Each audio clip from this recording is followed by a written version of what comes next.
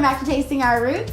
We're gonna be hanging out with Chef JJ Johnson from Minton's restaurant in Harlem. I'm so anxious to meet him because he is such an inspiration to young chefs everywhere. And we're gonna learn about his food, we're gonna learn about feijoada.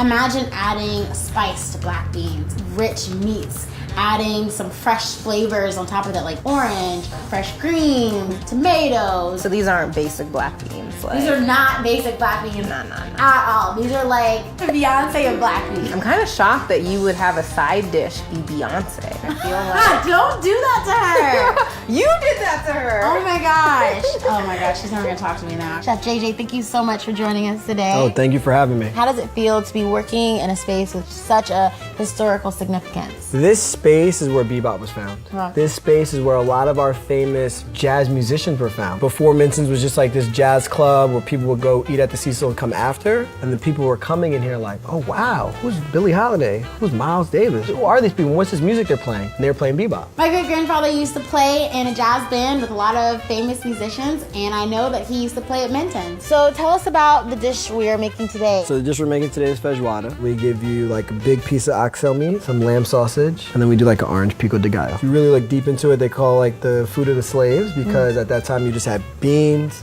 rice, and then all these forced meats. their gumbo. But it really stemmed from Portugal or Brazil. This is amazing. I have to have it. So I'm ready to get in the kitchen. I'm gonna teach you a quick trick. When you cook beans, don't salt them. And if you add lemon, it keeps its color. So I said, how can I create my own path? When I went to Ghana, I started smelling these dishes and seeing these dishes that my grandmother cooked. That's when I knew I was gonna be a chef. That was my light bulb moment. We'll throw in some shallots. Now you need to build flavor on top of flavor on top of flavor. Like that.